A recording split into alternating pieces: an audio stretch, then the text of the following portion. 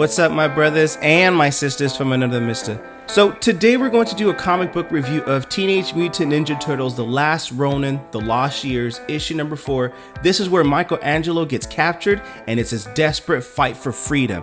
Brought to you by Rated Comics. Let's get to it. So based from the last issue in issue number 3, we fast forward to Ukraine. It's still Michelangelo's past story, how he turned into the last Ronin. Now he's in some kind of cage, gladiator style, with all these people witnessing, and guess what? It's killed or be killed.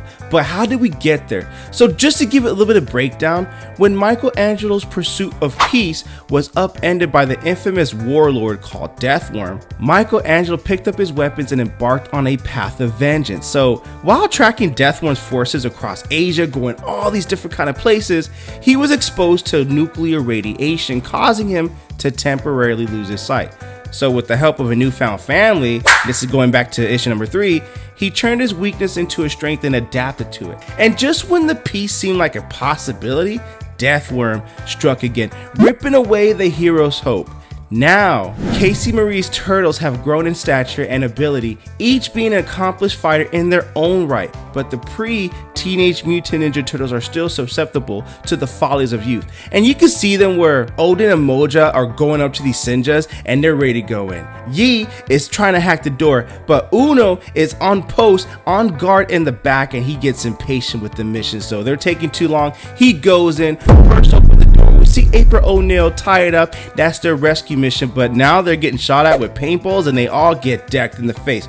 You're all dead, says Casey Marie. So they're all like, owie, owie, yeah, nice going, Uno. You're supposed to have our backs on that. And April O'Neil's like, yo, man, before you guys point all the finger pointing, you know, Moja, you're right. Uno's job was to watch the back. But what you did, you getting impatient. And if you would have stayed impatient, or so not impatient, but if you would have stayed in your position, Uno, you guys would have had a fighting chance. And Uno's like, well, it just feels like the others are going too slow and I figure I can help them quicker and get the mission done. I'm sorry.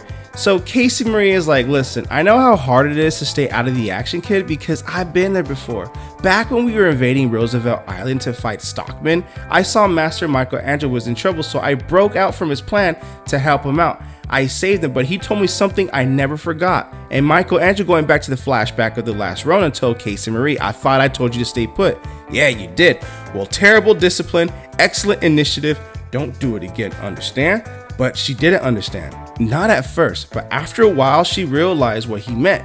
Even though she saved him, she could have put the other resistance soldiers in danger. She was supposed to be leading and protecting them, and totally got locked up because none of them got killed for her going out of position. So Uno, you're the best fighter, but you got a whole lot to learn to be a better teammate because they're counting on you to have their backs, all right? And by not trusting them to do their jobs and not doing your jobs, you let the entire mission down and your team down, including myself. So it's like life lessons that they gotta learn. And it's cool that they're learning that before they turn into the new Teenage Mutant Ninja Turtles going forward. So the lesson is to learn to sacrifice your ego and knowing when to lead from the front and when to let others take the lead. And that's kind of a Master Splinter-ism right there. So going back to Michelangelo, how did he get himself in this cage match with this guy? I mean, it's been nearly 3 years of non-stop bloodshed inside these damn cages. All the carnage, after all the death, after surviving all that, how can he allow himself to kill his only friend, his blood brother, and the spectacular Shaka, the heroic human champion? That's the fight that Michelangelo has to do. And they have to get down because this lady is like telling him, hey, it's kill or be killed. How can he not? And Michelangelo and Shaka just look up in this cage dome and it's bright but grim and dark, and probably can't be bright and dark at the same time. I mean, the colors of the comic is crazy, but it's just crazy how it just got to that far. The way it got to that point is Michelangelo already lost so much and lost so much more he can handle. His real brothers, and he goes a flashback to Leonardo, his father, his closest friends, and his precious little sister Gerald. And now it's from issue number 3 when she helped him with his blindness and was the first to accept him when he stumbled upon that village. It's just crazy how much depth and how much loss Michelangelo had to endure. But it was too late now. He can't stop. The fight must begin. And as they run towards each other before the epic clash can begin. Here we go, here we go. But now it's the story of Michelangelo's life. We have to backtrack again before we go forward. All right, we have to step back so we know how we got there. If we see the death of Ralph, we see the death of Leonardo, we see the death of Donnie and Master Splinter, all going back into these horrible moments in the last Ronin, how they all lost their lives. And it's all up to Michelangelo. And then in issue number 3 of the last Ronin, the Lost Years, Gerald passed away and got ended in front of Michelangelo. And it was just too much to see an innocent girl die like that. So even when he tried to escape the tragedies that plagued him, it was too late for Michelangelo to get away.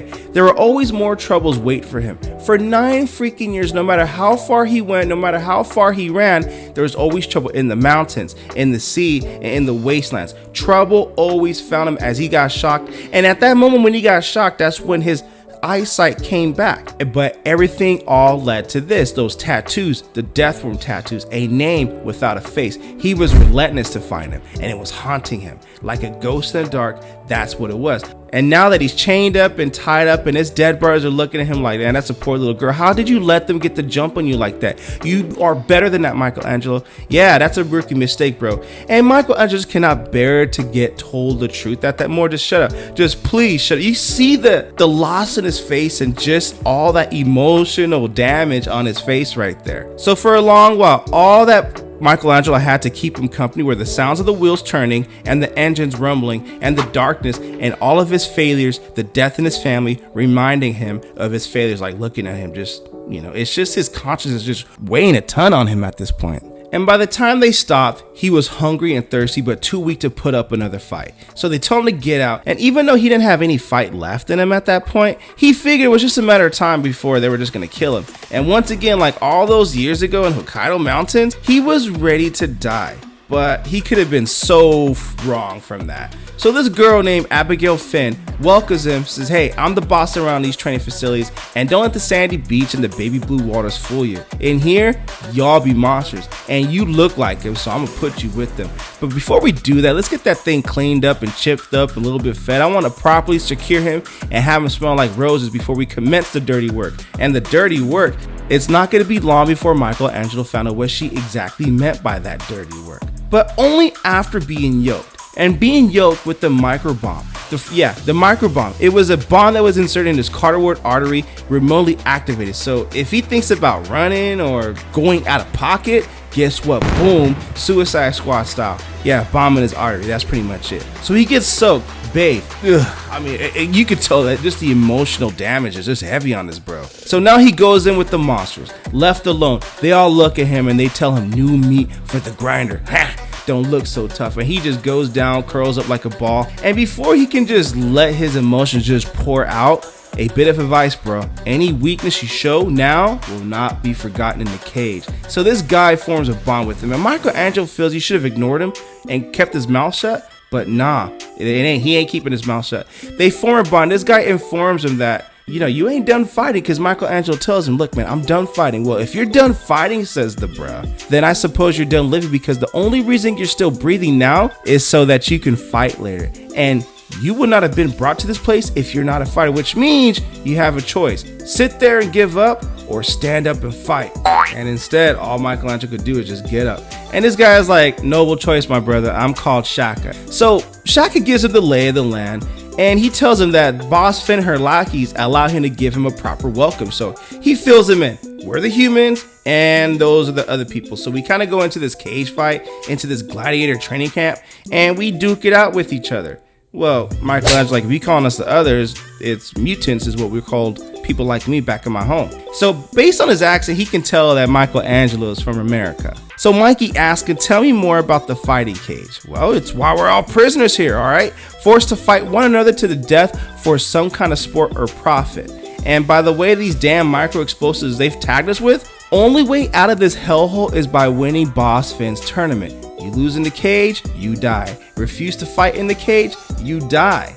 And Mike's like, okay, I kind of get the lay of the land here. So they all know that, hey, what brought me here is that tattoo on that guy's forearm, Deathworm.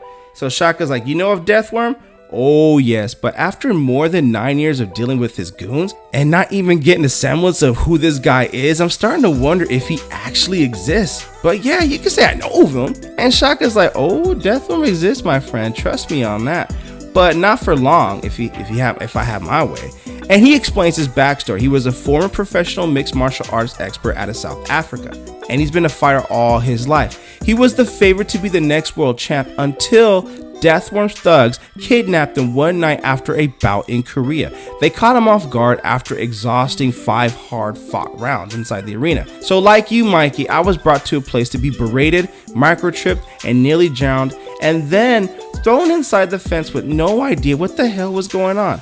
Shaka said he immediately began looking for a way out, but then when someone tried to find that way out, well, that microchip, we know what that business was for. It's real. It's established right now that no, it will explode. Survive long enough to be freed or die trying. Wait, Mike, freed?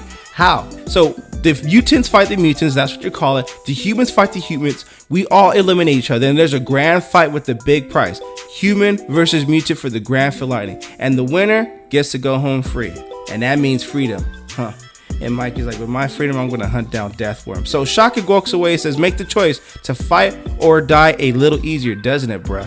Easier is not the way Mikey would put it. And, you know, it's a tough choice. Now you made it, friend. What if it comes down to you fighting this guy? And his dead brother's like, you made an oath, and now you have to decide if you have the heart to keep them? I mean, you're in a catch-22. You're damn if you do and damn if you don't, Mikey. So it's not as simple as that. We see Mikey going to bed, laying down to this purple bro. But guess what? For 2 years, as Boss Finn's Gladiator Circus traveled west, they had to travel, Mikey was just taking out his competition, and now it's weighing heavy on him. No more roommates. He's fighting his roommates, and people next to him are just going away, just like his other family too. And it's just like revisiting of the past that's just heavy on Michelangelo, man. So it was the same for Shaka. He's going after the humans, fighting them one by one in this gladiator style tournament. So their kill list is starting to grow. And as their kill list is starting to grow, they form more of a bond about, you know, Mikey tells him about his ninja family, and Shaka tells Michelangelo about his Swahili ancestry, and Swahili tells Michelangelo it's why the boss likes to dress me up in some kind of ancient African warrior to up the entertainment value, you know? So they talked about each other's loss and what they have in common and how their path led them to something like this. And Shaka concludes that, yeah, Mike, your loss is more personal. My loss is only a career, maybe some prize money to go with it when they stole me and brought me into this tournament. As much as I want my pound of flesh, I don't want to be the one who stops you from getting yours, bro, because I only missed out on money. You missed out on just life, man. So Shaka says, this bond that we're having, it makes having to kill you tomorrow way more complicated. And Mikey's like, I know the feeling. I hate this, Shaka. Well, you're not alone, my friend. And then Back to the Future is now. We go back to present time, and then of Michelangelo and Shaka duking it out. You know, it's killed or be killed. Shaka gets an axe. Michelangelo has to get this club and just protect himself from getting hit. And Finn's like, y'all better get those bets in quick, ladies and blokes. We got us a sell for real Donnybrook over here. And Mikey's like, man, please, I can't handle this. I really don't want to kill you. And they're holding each other back. And even though they're holding back from one another, they know that one of them has to eventually step up to the plate and end the other, bro, even though they formed a relationship. So Shaka tells you won't have to end it. Just promise me one thing. When you get your pound of flesh, get some for me too. He takes the axe, throws it at Boss Finn. It lands on his shoulder. Blood comes out. We caught him red-handed, or more like green screen, so to speak. What the hell did you do? Shaka, why? Just making a noble choice, my friend, says Shaka. Because you know what? You deserve your revenge more than I do. And Boss Finn is like, kill the bastard! And his microchip in his artery explodes. All Michelangelo could do is he loses another friend in battle. Even though they had to fight to the death, he formed a relationship, giving him another incentive, another motivation to live. And this is just a brutal, sad way to go out, because Michelangelo at this point, that's just too much loss for him, and his brothers are looking at him as well like, Mikey, you got to get your revenge on Deathworm. But dude, it's just crazy how all this folded up and just materialized into Mikey's epic fight for freedom, and also his tragic story at that as well. What you guys think of the comic book? Comment below, let me know. And also link in description if you wish to add this comic book and or some of our other Rated Comics exclusives to your comic book collection. Support the art, support the industry. Lastly, this review is sponsored by coffee, so if you'd like to buy your boy a cup of coffee, link in description or donate to the super thanks. But the greatest compliment you guys can do is by liking this video and subscribing to Rated Comics YouTube channel. Thank you again for watching. Until next time.